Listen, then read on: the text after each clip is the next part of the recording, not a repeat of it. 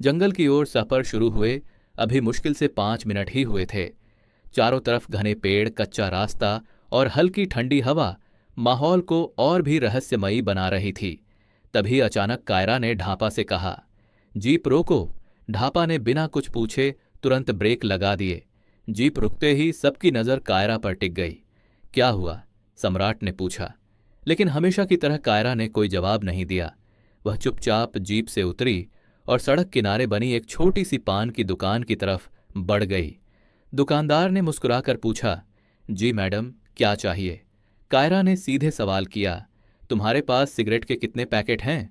दुकानदार ने थोड़ी देर सोचा और बोला, मैडम, आखिरी 15 से 20 पैकेट होंगे। सारे दे दो। कायरा ने बिना किसी हिचकिचाहट के कहा। दुकानदार थोड़ा असमंजस में पड़ गया। अरे मैडम, मेरे रोज के ग्राहक भी आते हैं। अगर मैं सारे पैकेट आपको दे दूंगा तो उनका क्या होगा? कायरा ने सिर्फ एक नज़र उसकी तरफ देखा।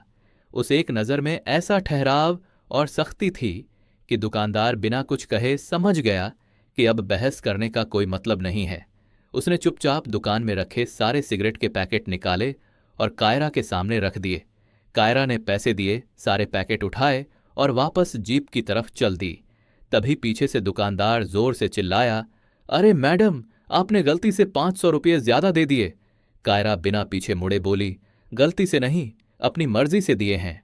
इतना कहकर वह जीप में आकर बैठ गई और ढापा से बोली, चलो।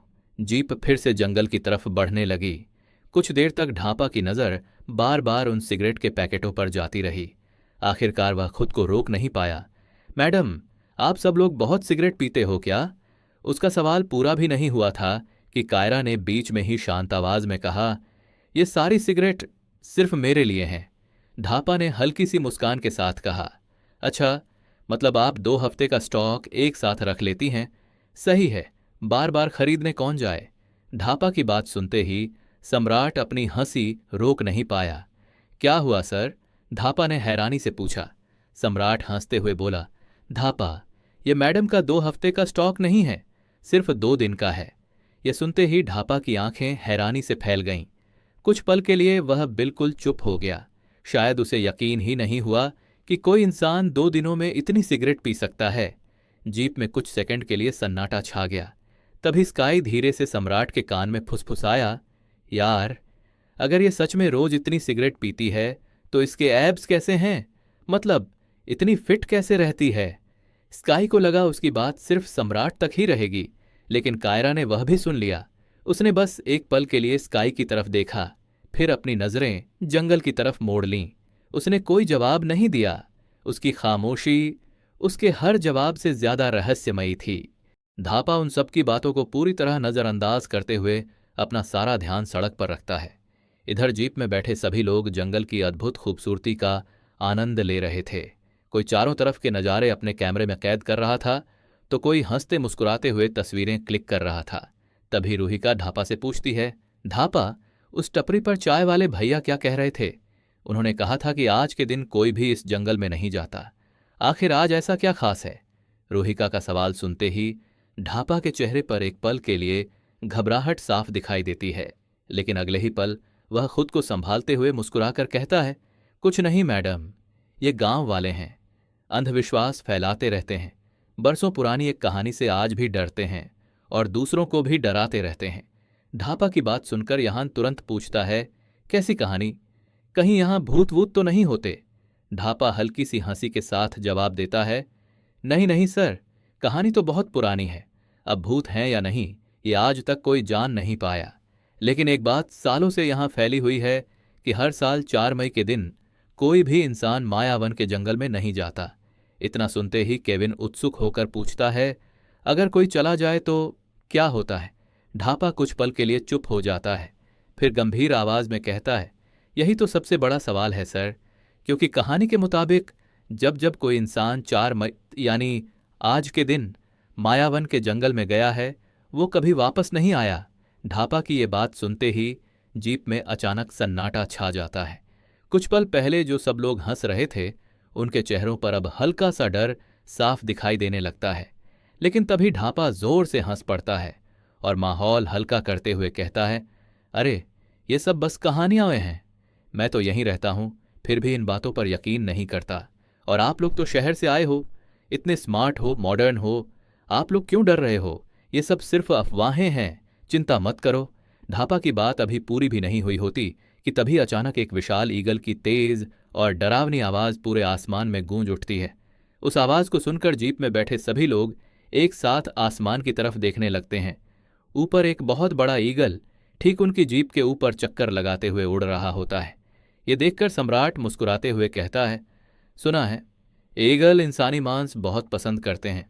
सम्राट की ये बात सुनते ही एविशा के चेहरे पर डर साफ नजर आने लगता है।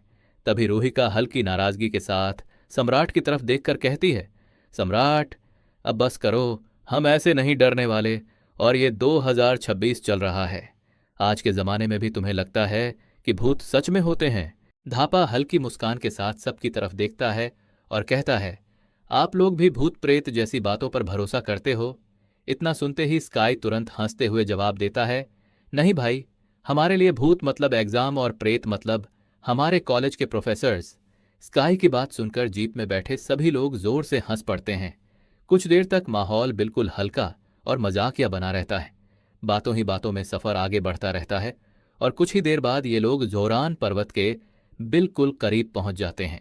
सामने खड़े उस विशाल जोरान पर्वत का अद्भुत नजारा देखकर सबकी आंखों में उत्साह साफ दिखाई देने लगता है।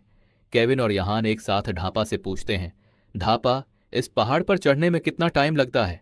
ढापा तुरंत गंभीर होकर कहता है, सर, ये सोचना भी मत। सम्राट हैरानी से पूछता है, क्यों? हमारी बात हुई थी कि तुम हमें जोरान पर्वत ले जाओगे। ढापा सिर हिलाते हुए जवाब देता है, हाँ सर, मैं मना नहीं कर रहा, लेकिन मैं आपको सिर्फ पहाड़ की सुरक्षित जगह तक ही ले जा सकता हूं। जंगल से ज्यादा खतरनाक जानवर पहाड़ में हैं। जितना हम आगे बढ़ेंगे उतना ही खतरा बढ़ता जाएगा। ढापा की बात सुनकर कायरा तुरंत पूछती है, क्या तुम्हारे पास कोई हथियार नहीं है? ढापा बिना कुछ कहे अपना बैग खोलता है और उसमें रखी 2 गन सबको दिखाता है। कायरा उनमें से एक गन उठाकर उसे ध्यान से देखने लगती है। उसे देखकर स्काई धीरे से सम्राट के कान में कहता है, यार, जानवर से ज्यादा तो मुझे ये लड़की खतरनाक लगती है। ये ऐसी क्यों है? सम्राट बस हल्का सा मुस्कुरा देता है। ढापा कायरा की तरफ देखकर कहता है, मैडम, गन वापस बैग में रख दीजिए। हम शिकार करने नहीं जा रहे, ये सिर्फ हमारी सुरक्षा के लिए हैं। तभी केविन पूछता है, भाई, इनके लाइसेंस तो है ना? ढापा आत्मविश्वास से जवाब देता है, हाँ सर, उस बात की आप बिल्कुल फिक्र मत कीजिए। बस एक बात हमेशा याद रखना, जानवर तभी हमला करता है जब उसे अपनी जान पर खतरा महसूस होता है। इतना कहने के कुछ ही पल बाद ढापा अचानक जीप रोक देता है। वह बाहर उतरते हुए कहता है, सर, अब यहां से हमें पैदल ही जाना पड़ेगा। सभी लोग जीप से नीचे उतर जाते हैं। जैसे ही एविशा नीचे उतरती है, उसे अचानक एक अजीब सी ठंड महसूस होती है, लेकिन वह किसी से कुछ नहीं कहती। बाकी सब ढापा से पूछते हैं, अब कहाँ जाना है? लेकिन ढापा किसी सवाल का जवाब नहीं देता। वह बस एक तक झोरान पर्वत और उसके साथ फैले घने जंगल को देखता रहता है, क्योंकि वह जानता था वह और उसके साथ खड़े ये 7 लोग शायद पहले इंसान थे जो इतने सालों से चले आ रहे मायावन के कानून को तोड़ने जा रहे थे। तभी कायरा बिना कुछ कहे ढापा के पास से आगे निकल जाती है। ढापा एक गहरी सांस लेता है और उसके पीछे चलना शुरू कर देता है। बाकी सभी भी उसके साथ आगे बढ़ने लगते हैं। कुछ देर बाद सब लोग जंगल की सीमा तक पहुंच जाते हैं। ढापा अचानक हाथ उठाकर सबको रुकने का इशारा करता है। सभी वहीं रुक जाते हैं। चारों तरफ एक ऐसा सन्नाटा पसरा हुआ था जैसे उस जंगल में वर्षों से किसी ने आवाज ही न सुनी हो। उसी खामोशी को तोड़ते हुए कायरा कहती है, हमारे पास पूरा दिन नहीं है, हमें रात होने से पहले वापस निकलना है। इतना कहकर वह सबसे पहले जंगल की सीमा पार कर अंदर कदम रख देती है और जैसे ही उसका पहला कदम जंगल की जमीन पर पड़ता है, अचानक पूरे जंगल के सभी पक्षी एक साथ जोर जोर से चीखने लगते हैं। उनकी आवाज इतनी तेज थी कि सब लोग अपने कान बंद कर लेते हैं। उसी समय सम्राट आसमान की तरफ देखता है और घबराकर कहता है, फ्रेंड्स, जरा ये देखो। सभी लोग तुरंत ऊपर देखते हैं। आसमान में अनगिनत पक्षी बुरी तरह बेचैन होकर उड़ रहे थे। उनकी उड़ान में कोई दिशा नहीं थी। वे बस चीख रहे थे, मानो किसी अनदेखे खतरे की चेतावनी दे रहे हों। पूरा आसमान अफरा तफरी से भर चुका था। ये सब देखकर ढापा के चेहरे का रंग उड़ जाता है बाकी सभी भी जैसे वहीं के वहीं सुन्न होकर खड़े रह जाते हैं। डर, उलझन और अनगिनत सवाल सबके चेहरों पर साफ दिखाई दे रहे थे, लेकिन जवाब जवाब किसी के पास नहीं था। क्या ये सिर्फ एक इत्तेफाका था, या फिर कुदरत किसी आने वाले खतरे का इशारा कर रही थी?